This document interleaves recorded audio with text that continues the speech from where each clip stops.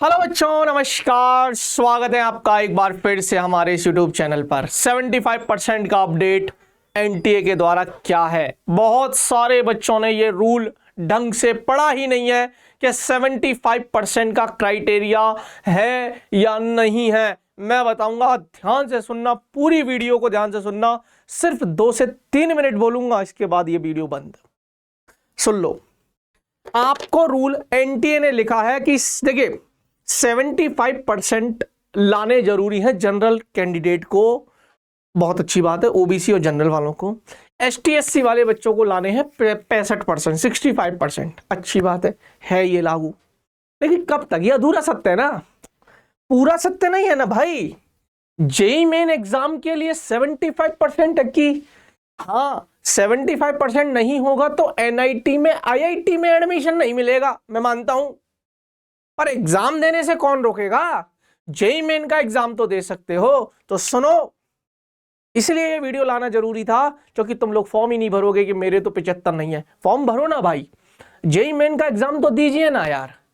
75% नहीं है तो तुम्हें रोक नहीं रहा ना जेईई का एग्जाम देने से। है तो अच्छी बात है, पर नहीं है तो तुम्हें एग्जाम देने से कोई नहीं रोक रहा जेईई मेन का। हाँ, जेईई एडवांस का एग्जाम तो नहीं दे पाओगे, मैं आज कह रहा हूं, जेईई एडवांस का एग्जाम तो नहीं दे पाओगे, परंतु जेईई मेन का एग्जाम देने से कोई नहीं रोक रहा। सर फायदा क्या है? जेईई मेन के थ्रू आपको एनआईटी में एडमिशन नहीं मिलेगा, और जेईई एडवांस आप दे ही नहीं पाओगे तो आपको आईआईटी, यानी कि एनआईटी आईआईटी तो नहीं मिलेगा अगर आपके 75 नहीं है जनरल ओबीसी वालों के लिए, और एसटी एससी 65 नहीं है तो भी नहीं मिलेगा। लेकिन ऐसे बहुत सारे कॉलेजेस हैं, ऐसे बहुत सारी काउंसलिंग्स हैं जो डायरेक्ट, जो नहीं बोलती कि यार 75% होना जरूरी है, वो सीधा बोलते हैं जेईई मेन का स्कोर दिखाइए, और जेईई मेन का एग्जाम तो आप दे रहे हो, क्योंकि उसके लिए तो मना नहीं है। तो जेईई मेन का स्कोर दीजिए, एग्जाम दीजिए, अच्छा स्कोर लेकर आइए और दिखाइए दुनिया को, दुनिया की बेस्ट यूनिवर्सिटीज में पढ़ने का मौका। सच बता रहा हूं, हिंदुस्तान के अंदर आज भी ऐसी बहुत टॉप यूनिवर्सिटीज हैं जिनमें नहीं लगता 12th में 75%।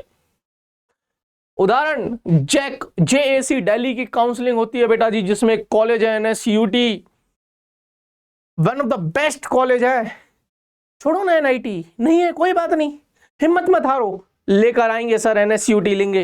ये रहा, 75% नहीं है तो जेईई मेन का एग्जाम देना बहुत जरूरी है आप बच्चों के लिए।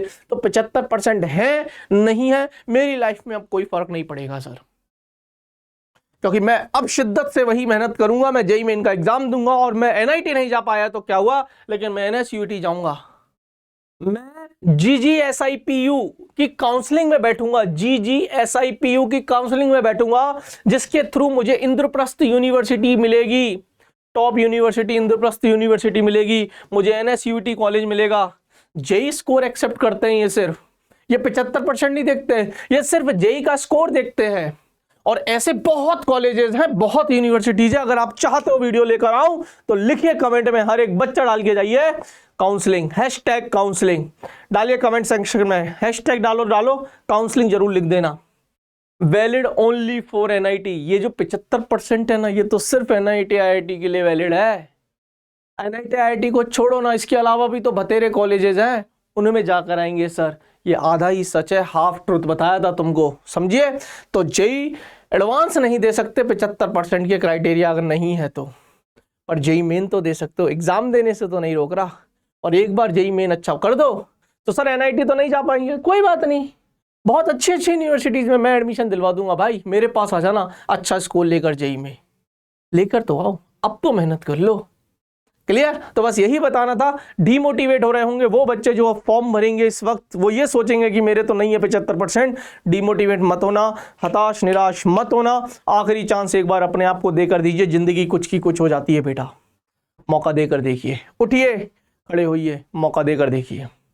चलिए, बस 2 से 3 मिनट का बोला था। मिलते हैं हम नेक्स्ट क्लास में। बाय बाय, धन्यवाद।